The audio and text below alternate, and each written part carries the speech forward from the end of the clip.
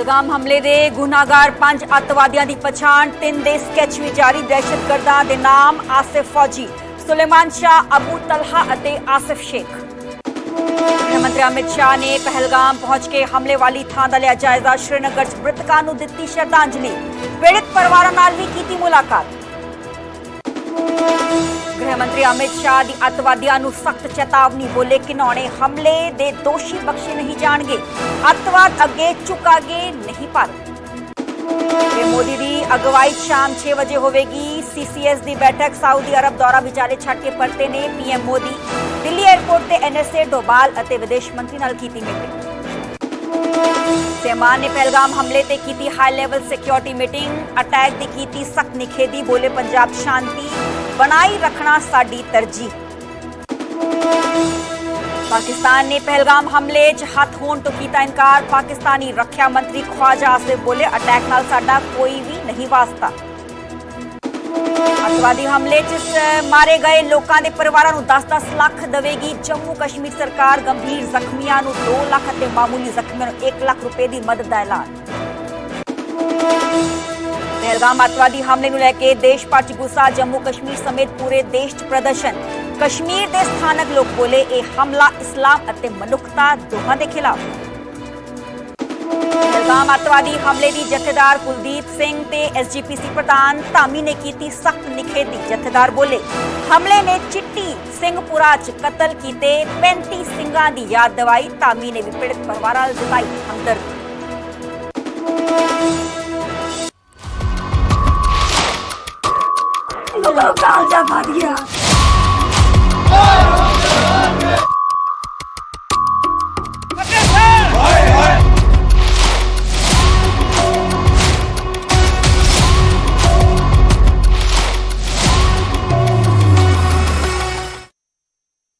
सत श्री अकाल जी, मैं हाँ सरबजोत कौर, न्यूज़ 18 पंजाब देख रहे सारे दर्शकों का स्वागत है। बुलेटिन की शुरुआत करांगे तो सब तो पहले गल करांगे पहलगाम अटैक की। किस तरीके नाल बीते ही कल तकरीबन 3 बजे दहशतगर्दां दे वल्लों मासूम लोकां नूं, पर्यटकां नूं, सैलानियां नूं निशाना बनाया गया ते दहशतगर्दां दी हुण पछाण कीती जा चुकी है। पहलगाम हमले दे गुनाहगार 5 अतवादियों की पछाण की जा चुकी है। 3 अतवादियों के स्कैच भी सुरक्षा एजेंसियों के वलों जारी किए गए हैं। दहशतगर्दां दे नाम आसिफ फौजी, सुलेमान शाह, दहशतगर्दां दे नाम अबू तलहा अते आसिफ शेख जो ने ओ दसे जा रहे हैं। किस तरीके नाल इस पूरी कायराना घटना नूं अंजाम इन्हां दहशतगर्दां दे वलों दिता गया है। स्कैचेस भी कई आतंकवादियों के जारी किए गए ने ते 3 अतवादियों के स्कैच जारी किए गए ने। 27 जिंदगियां दे कातल ने जिन्हां दी तुसीं तस्वीर वेख पा रहे हो, दोवां दे स्कैच वेख पा रहे हो।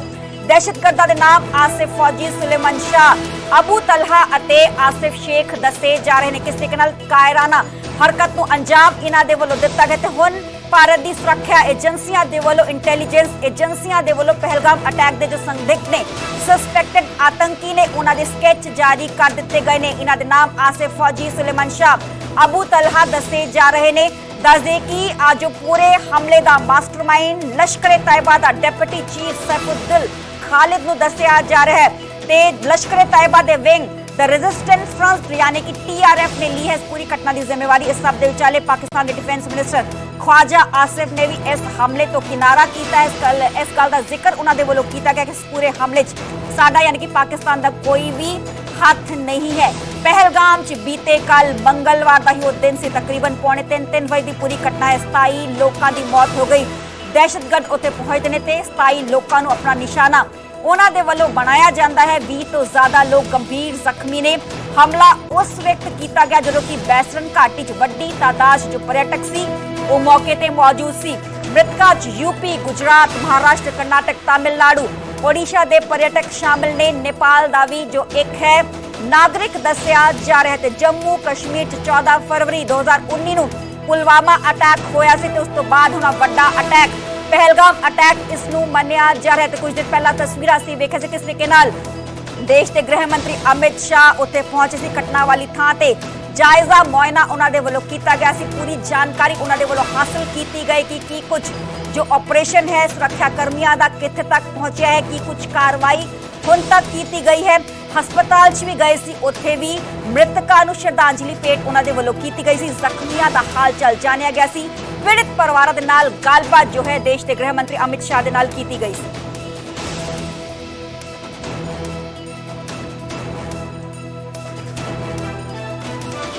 पहलगाम हमले ते देश के गृह मंत्री अमित शाह का पहला बयान स्टेटमेंट सामने आई है। भारत अतवाद अगे झुकेगा नहीं। देश के गृह मंत्री अमित शाह ने कहा है घिनौने हमले दे दोषियों ਨੂੰ ਅਸੀਂ ਬਖਸ਼ਾਂਗੇ नहीं। भारत कितना किते सख्त नजर आ रहा है। किस तरीके नाल 27 मासूम जिंदगियां ਨੂੰ निशाना बनाया गया, 27 लोगों ਨੂੰ मौत ਦੇ ਘਾਟ उतार दिता गया ਤੇ ਹੁਣ पहलगाम अटैक, पहलगाम हमले ते देश के गृह मंत्री अमित शाह का एक बड़ा बयान स्टेटमेंट सामने आई है कि भारत अतवाद दे अगे झुकेगा नहीं। घिनौने हमले दे दोषियों ਨੂੰ ਅਸੀਂ ਬਖਸ਼ਾਂਗੇ नहीं।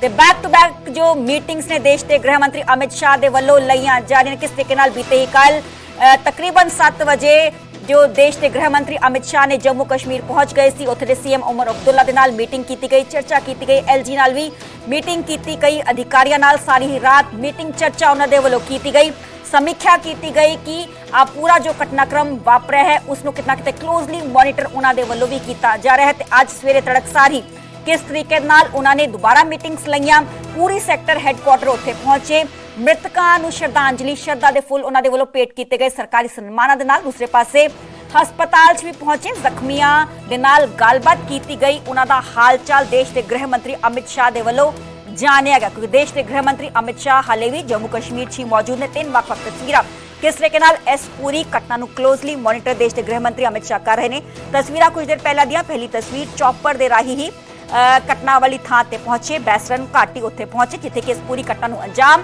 दहशतगर्दां दे वल्लों दिता गया सी।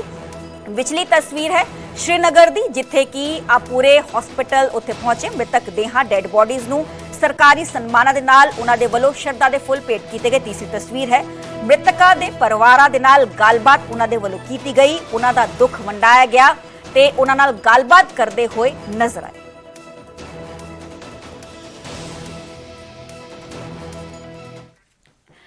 हुण गल सीएम भगवंत मान दी। सीएम भगवंत मान ने भी पहलगाम हमले ते हाई लेवल मीटिंग की थी। सिक्योरिटी मीटिंग सीएम भगवंत मान ने आतंकवादी हमले की सख्त शब्दां निखेधी की। जो पहलगाम होया वो बेहद ही गलत है। सीएम ने कहा कि पाकिस्तान ते जम्मू दे नाल उसकी जो सरहद है वो लगती है। पंजाब शांति बनाए रखना साडी पहल है, साडी तरजीह है। असीं सारिआं नूं मानवता दा संदेश दिंदे हां। जम्मू च फसे पंजाब के सैलानियों नूं जल्द ही असीं वापस लियावांगे। असीं जम्मू कश्मीर सरकार दे नाल लगातार संपर्क च।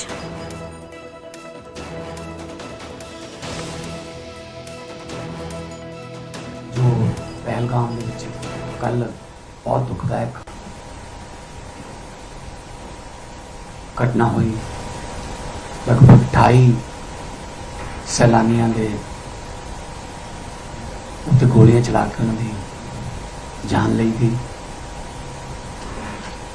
जख्मी हुए बहुत। उसकी सख्त शब्दों च असीं निंदा करते हैं। इस तरह के जिहड़े हमले ने निहत्थे नागरिकों के, वो किसी भी तरफ तो जायज़ नहीं ठहराए जा सकते कि कोई भी धर्म इस तरह दी गैर हरकतां अलावा नहीं करता। धर्म सारे धर्म मनुखता का सुनेहा देंदे हैं, मानवता का सुनेहा देंदे हैं। पहलगाम हमले ते महबूबा मुफ्ती का भी बयान सामने आया है। महबूबा मुफ्ती ने कहा कि मैं ते कश्मीरी शर्मिंदा हाँ, तुसी कश्मीर आए तुहाडे नाल एक घटना हुई है, अतवादियों को जल्दी ही सजा दी जाएगी। महबूबा मुफ्ती जम्मू कश्मीर के एक वड्डे लीडर ने, आगू ने, पीडीपी के आगू ने, उन्हों का भी बयान इस पूरी घटना को लेके आया। महबूबा मुफ्ती ने कहा कि मैं ते कश्मीरी शर्मिंदा हाँ, तुसी कश्मीर आए तुहाडे नाल एक घटना हुई, अतवादियों को जल्दी ही सजा दी जाएगी। महबूबा मुफ्ती दे वल्लों प्रदर्शन भी किया गया, खुद सड़कों ते उतरे ते इस पूरे घटना की निखेधी सख्त शब्दों उन्हां दे वल्लों की गई है। महबूबा मुफ्ती पीडीपी के एक वड्डे आगू ने, एक वड्डे लीडर ने, खुद सड़कों के उत्ते प्रदर्शन उन्हां दे वल्लों किया गया। रोज प्रदर्शन करते हुए तस्वीरां नजर आ रहे हैं, हत्थां च तख्तियां फड़ के मैं ते कश्मीरी शर्मिंदा हाँ, इस गल का जिक्र उन्हां दे वल्लों किया गया। तुसी कश्मीर आए तुहाडे नाल एक घटना हुई है, अतवादियों को जल्दी ही सजा साडे वल्लों ਦਿੱਤੀ ਜਾਏਗੀ। ਇਸ ਗੱਲ ਦਾ ਜ਼ਿਕਰ ਕੇਜਰੀਵਾਲ ਨੇ ਕੀਤਾ ਗਿਆ। ਦੂਸਰੇ ਪਾਸੇ ਜੋ ਸਥਾਨਕ ਲੋਕ ਨੇ ਉਹਨਾਂ 'ਚ ਵੀ ਇੱਕ ਵੱਡਾ ਰੋਸ ਵੇਖਣ ਨੂੰ ਮਿਲ ਰਿਹਾ ਹੈ, ਕਿਉਂਕਿ ਸਥਾਨਕ ਲੋਕ ਵੀ ਸੜਕਾਂ ਤੇ ਉਤਰੇ ਹੋਏ ਨੇ। ਵੱਡੇ ਪੱਧਰ ਤੇ ਹੱਥਾਂ 'ਚ ਬੈਨਰਸ ਫੜੇ ਹੋਏ ਨੇ, ਤਖਤੀਆਂ ਫੜੀਆਂ ਹੋਈਆਂ ਨੇ, ਤਿਰੰਗਾ ਝੰਡਾ ਫੜਿਆ ਹੋਇਆ ਤੇ ਰੋਸ ਪ੍ਰਦਰਸ਼ਨ ਉਹਨਾਂ ਦੇ ਵੱਲੋਂ ਕੀਤਾ ਜਾ ਰਿਹਾ ਹੈ।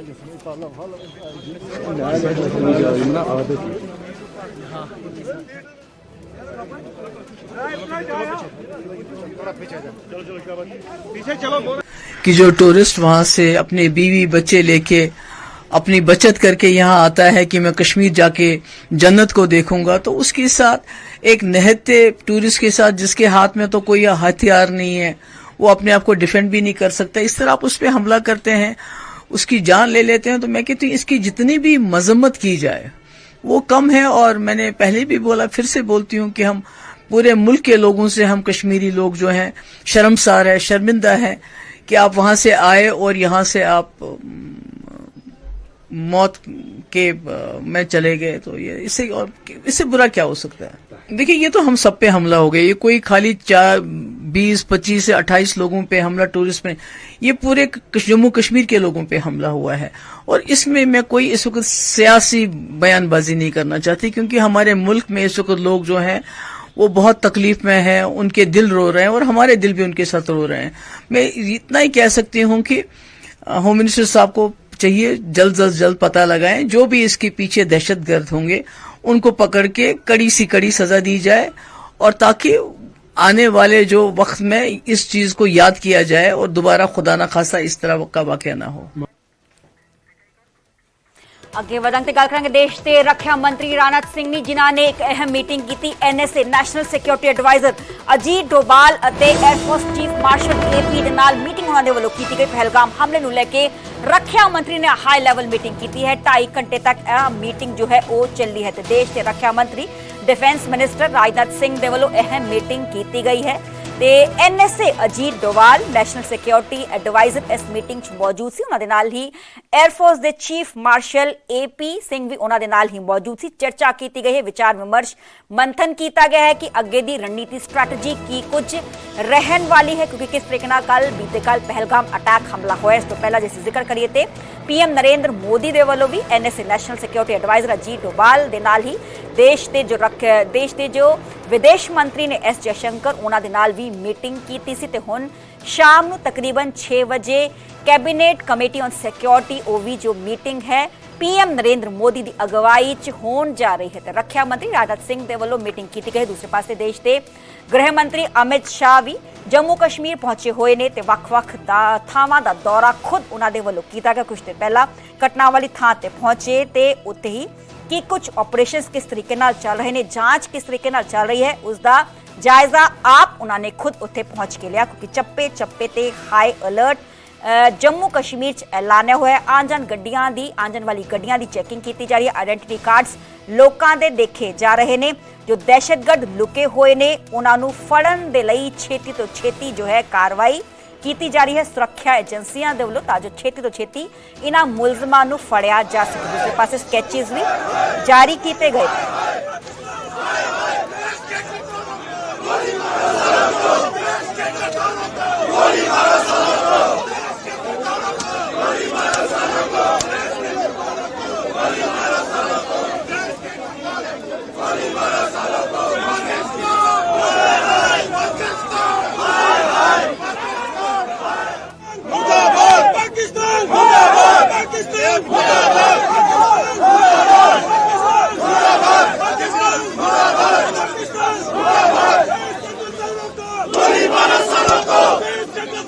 पिछले कई सालों से जब से भारतीय जनता पार्टी और मोदी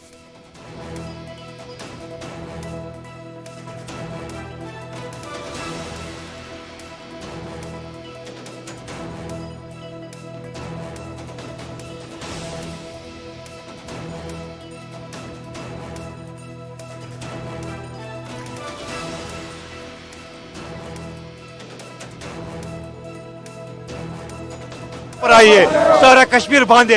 हमारे इस वक्त मातम है क्योंकि ये इंसाफ है, इंसाफ की कत्लेआम है। अब हम पूरे हिंदुस्तान की निकल गए इसके लिए। कितना बड़ा लॉस समझते हैं आप इसको है? कितना बड़ा नुकसान है? वो बड़ा मतलब हम पुलिस को रिस्पेक्ट कर रहे हैं, ये देखो इसकी कार्रवाई करो, इसकी मजबूत करो, गवर्नमेंट को बोलो इसकी मजबूत करो, हम आपके साथ हैं, क्योंकि ये पूरी कायनात का कत्ल है, ये पूरा कायनात का कत्ल है। हम बटमालू उसके साथ है, पूरी आर्स्टिन उसके साथ है, पूरी प्रेसिडेंट यहाँ पे खड़ा है। हम भी उनको माफ नहीं करेंगे। अब हम चौंक उठे, आंखें खुली हो गई, हमको पता है क्या हो रहा है, कौन कर रहा है हमारे मुल्क पर, हमारे घर पर। आंखें मत दिखाइए, आंखें मत दिखाइए, हम वो आंखें निकालेंगे, हम वो आंखें निकालेंगे। क्या मैसेज देना चाहते हैं आप इस प्रोटेस्ट से? क्या मैसेज देना चाहते हो? मैसेज देना चाहते हैं ये, मेहरबानी करके इस पर सियासत मत कीजिए। ये इंसानी जान जाया हो गया है, उंगलियां एक दूसरे पर उंगली मत उठाइए। इस वक्त यकजाती की जरूरत है। अगर हमने या हुकूमत बनाई, अवामी हुकूमत बनाई है, इसका हौसला बढ़ाइए, इसके साथ साथ चलिए, क्योंकि ये जंग हमें एक साथ लड़ना है। ये एक ही आदमी को नहीं लड़ना है, ये सब कश्मीरियों को ये जंग लड़ना है। इंशाल्लाह इस जंग में हम कामयाब होंगे, लेकिन जब तक जिंदा है इंसानियत को जिंदा रखेंगे। अपनी जान भी देना पड़ेगा, वो देंगे, लेकिन कश्मीरियत पर आंच नहीं आने देंगे। कितना बड़ा लॉस समझते हैं आप इसको? कितना बड़ा लॉस समझते हैं? मैं समझता हूँ, मेरी उम्र 60 साल है, मैंने ऐसा बदतरीन से बदतरीन दिन जिंदगी में नहीं देखा। जो मैंने देखा है कल, जो वायरल हो गई वो क्लिप, वो हमारी बेटी, वो हमारे भाई कैसे तड़पते थे, पानी के लिए भी उसको तरसते थे, पानी के लिए तरसते थे। हमने कल से कसम खुदा की कुछ नहीं खाया, क्योंकि हम भी इंसान हैं। ऊपर वाले ने सबको पैदा किया, चाहे हिंदू, मुसलमान, सिख, ईसाई, इंसान की कदर वही जानता है, और हम एक दूसरे की कदर नहीं जानते। जिसको पैदा करना पड़ा है वही इंसान की कदर से। मेरा हिंदू इतना कमजोर हो गया कि दिल्ली के अंदर मेरी सरकार, हिंदुओं की सरकार, उत्तर प्रदेश के अंदर योगी सरकार, और उसके बाद हम सिर्फ बातें करने का प्रयास कर रहे हैं। चुन चुन करके मारा गया, उसने पैंट खोली। मेरा एक साथी कर्नाटका का, उसने मुझे उसकी धर्मपत्नी ने बताया, ये सारी घटना का वर्णनात्मक करने का प्रयास करा, और आज हम चुप करके बैठे हुए हैं। श्रीमान शाह साहब, माना आप श्रीनगर के अंदर हैं, लेकिन लोग कार्रवाई की मांग करना चाहते हैं। अब लोग बर्दाश्त नहीं कर रहे। ये 2 टके का पाकिस्तान, ना खाने घर में दाने अम्मा चली बुनाने, पैसा नहीं उसके पास, और वो हम पर हमला कर रहा है। और हमारे कम से कम अभी संख्या आने वाली है, ये सरकार बता रही है 22। कितनी संख्या, मैं इसके विषय के अंदर जाने का प्रयास नहीं करूंगा। एक हिंदुस्तानी की भी जान क्यों जाएगी, और हिंदुस्तानी की जान अगर 22 मारे हैं तो 2200 मारो, और कल ही हमला करो पाकिस्तान के ऊपर। बातें करके दिखाने का प्रयास नहीं है।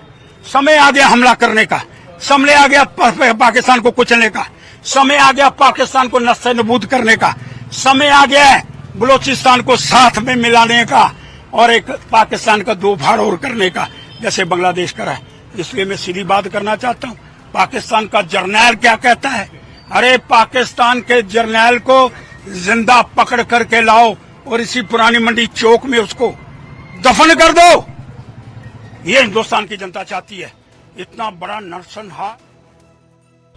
और ये टेररिस्ट जो आए हैं पड़ोसी मुल्क से, इनका एक ही मकसद है कि टेरर फैलाया जाए, मासूम लोगों की जान ली जाए, और ये इनका एक तरीके से वहां से आना यहाँ पर हमारी सरजमीन पर, और आकर इस इलाके को चूज करना। क्योंकि आप टेरेन आप देखेंगे पहलगाम में, वो मेडोज जो है वहां पर घोड़े के ऊपर जाना पड़ता है आपको, ऐसा रोड भी नहीं है। तो ये बड़ा ही दर्दनाक और तकलीफदेह बात है। और गवर्नमेंट ऑफ इंडिया और नरेंद्र मोदी सरकार से हम यही कहते हैं कि ये उरी और पुलवामा से ज्यादा खतरनाक और दर्दनाक है, और जितना जल्दी हो सके गवर्नमेंट उन परिवारों को से इंसाफ करे, और हम तमाम कंडेम करते हैं और उम्मीद करते हैं कि हुकूमत इस पर एक स्ट्रिक्ट एक्शन लेगी। पाकिस्तान के दरिंदे आतंकवादियों ने बहुत बड़ा जघन्य अपराध किया है। दक्षिण कश्मीर के पहलगाम में जो आतंकी हमला हुआ है, ये मानवता का कत्ल हुआ है, ये इंसानियत का कत्ल हुआ है। कश्मीर को लहूलुहान किया गया है और इस गुनाह की, इस पाप की, इस जघन्य अपराध की भारी कीमत पाकिस्तान को भी चुकानी पड़ेगी और इन आतंकवादियों को भी चुकानी पड़ेगी। सारे क्षेत्र की घेराबंदी भारतीय सेना, जम्मू कश्मीर पुलिस और हमारे सशस्त्र सीमा बल पैरामिलिट्री फोर्सेस ने कर दी है। आतंकवादियों का यकीनन सफाया होगा और पहलगाम के इन गुनाहगारों को यकीनन सजा मिलेगी। बहुत बड़ा ये गुनाह और अपराध, पाप पाकिस्तान ने कश्मीर के अंदर किया है। पिछले कई सालों से, जब से भारतीय जनता पार्टी और मोदी जी की सरकार बनी है, तब से कश्मीर में एक पूरा जो वहाँ माहौल खराब था, वो माहौल अच्छा बना। पिछले 3-4 साल से तो लाखों टूरिस्ट फिर से कश्मीर आने लगे। कश्मीर का भी धंधा रोजगार बढ़ने लगा और कश्मीर आगे बढ़ रहा था। उसको डिस्टर्ब करने के लिए भी ये साजिश है और हिंदुस्तान को चैलेंज करने की भी बात थी, क्योंकि कल वो जो आतंकियों ने एक एक को धर्म पूछा, फिर हिंदू है तो मार डालो, मोदी जी को कह दो, इसका मतलब ये कि भारत को चैलेंज किया है उन्होंने। लेकिन आज पूरा भारत एक है। आज सभी पार्टियां, सभी देशवासियों ने उसका कड़ी से कड़ी निंदा की है, विरोध प्रदर्शन किया है। ये सारी गुस्सा का भी माहौल पूरे देश में है और मुझे पूरा भरोसा है, क्योंकि मोदी जी ने भी अपना विदेश प्रवास जो था उसको कट करते हुए सीधा वो कश्मीर आ गए। अमित शाह जी भी कल रात को ही पहुंच गए थे कश्मीर और इनका जवाब पत्थर से देंगे। देखो जी, जो पहलगाम में हुआ उसकी कांग्रेस पार्टी ने करड़े शब्दों में निंदा की है और हम सब भारत निवासी उसकी निंदा करते हैं। बहुत खतरनाक हमला था, पहली बार ऐसा देश के अंदर हुआ है और जिस प्रकार का हमला था, ऐसा लगता है कि कोई बड़ी गहरी साजिश हमारे हिंदुस्तानियों के साथ की जा रही है। तो हम उसकी करड़े शब्दों में निंदा करते हैं और आज हम उग्रवादियों का और पाकिस्तान वालों का तमाम लोग इकट्ठे हुए हैं। उसके बाद हम पुतला भी जलाएंगे और पूरे पंजाब भर में हम इसके लिए कैंडल मार्च अपने लोगों को कहेंगे कि वो जगह जगह पर अपने अपने कस्बों पर कैंडल मार्च करें। उसमें सबसे पहले तो आज जो हमारे लोग मारे गए हैं उनको श्रद्धांजलि अर्पित करेंगे और उसके बाद कैसे आगे लड़ाई लड़नी है उसके बारे में चर्चा होगी। जम्मू कश्मीर के पहलगाम में जो है वो सिर्फ एक आतंकी हमला ही नहीं है, ये सुनियोजित नरसंहार है। पाकिस्तान के षड्यंत्र के तहत एक बार फिर उन्होंने प्रयास किया है। पहले के प्रयासों की तरह ये प्रयास भी असफल होगा। आतंकियों ने धर्म पूछकर गोलियां चलाई, चुन चुनकर मारा। इंसानियत शर्मसार करने वाला राक्षसी और जघन्य कृत्य है, जिनकी सोच इतनी नीच और अमान्य हो चुकी है कि वो पर्यटकों पर, निहत्थों पर, निर्दोषों पर गोलियों की बौछार करते हैं। ये सभी मानवता के दुश्मन हैं, इनका अंत निश्चित है। पर एक योजनाबद्ध तरीके से वहाँ हमला हुआ है, वो दुर्भाग्यपूर्ण है। उसकी जितनी निंदा की जाए उतनी कम है। आदरणीय अमित शाह जी रात ही श्रीनगर में पहुंच गए थे। जो परिवारों को वहाँ दुख हुआ है, जिन परिवारों के लोग गए हैं, उनके साथ सरकार पूर्ण रूप से खड़ी है इस दुख की घड़ी में।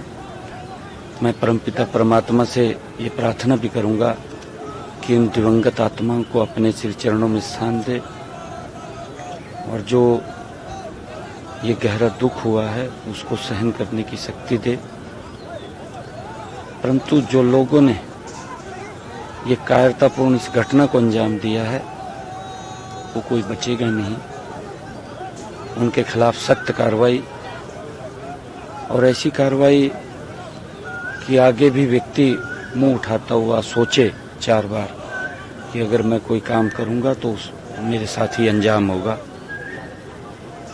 वो कार्रवाई उनके खिलाफ वो होगी। बहुत ही मंदभागी घटना, बहुत घिनौनी हरकत है और ਜਿਹੜੇ मतलब देश विरोधी थैंक यू बहुत अच्छा एंटी सोशल एलीमेंट्स ਹੈਗੇ ਆ, ਉਹਨਾਂ ਦਾ मतलब ਇੱਕ ਉਹਨਾਂ ਦੀ ਕਾਇਰਤਾ ਦਾ ਸਬੂਤ ਹੈ ਉਹਨਾਂ ਦੀ ਨਿਹੱਥੇ ਲੋਕਾਂ ਦੇ ਉੱਤੇ ਗੋਲੀ ਚਲਾਣਾ ਜੀ।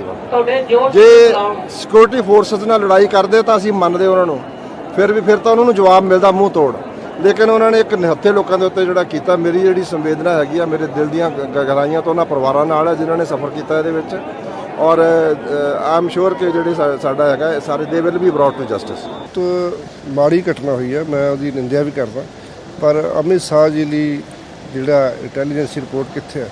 ਸੋ ਕੀ ਇਹਨਾਂ ਦੀ ਕੀ ਰਿਪੋਰਟ ਹੈ? ਬਹੁਤ ਇਹਨਾਂ ਦਾ ਗ੍ਰੈਪ ਇੰਟੈਲੀਜੈਂਸ ਫੇਲੀਅਰ ਹੈ, ਅਮਿਤ ਸ਼ਾਹ ਫੇਲੀਅਰ ਹੈ, ਬੀਜੇਪੀ ਫੇਲੀਅਰ ਹੈ। ਸੋ ਮੈਂ ਉਸ ਪਰਿਵਾਰਾਂ ਦੇ ਨਾਲ ਹਮਦਰਦੀ ਦੁੱਖ ਦੇ ਵਿੱਚ ਬਹੁਤ ਦੁੱਖ ਜਤਾਉਣਾ ਤੇ ਪੰਜਾਬ ਸਰਕਾਰ ਹਮੇਸ਼ਾ ਪਰਿਵਾਰਾਂ ਦੇ ਨਾਲ। दुखदायी घटना है, और मैं ये बताना चाहता हूँ कि ये अब नरेंद्र मोदी का भारत है। कहाँ होगा, कब होगा, कैसे होगा, ये तो मैं नहीं जानता, लेकिन एक बात जानता हूँ कि इनको ऐसा करारा जवाब दिया जाएगा कि ना तो ये कभी इस प्रकार का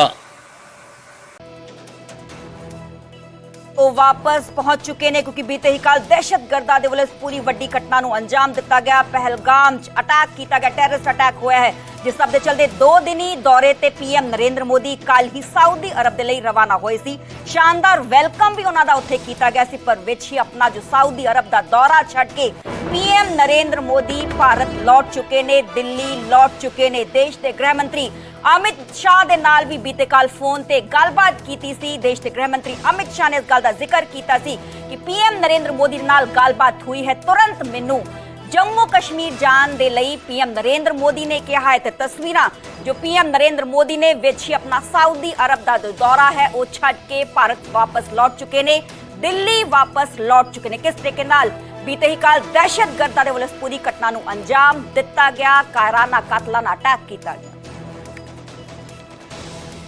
जब वो भारत यहाँ पर वापस लौटे हैं तो कुछ नाराजगी है उनके चेहरे पर भी, यहाँ पर गुस्सा भी है। देखिए, हर भारतवासी के मन में बेशक यहाँ पर गुस्सा है।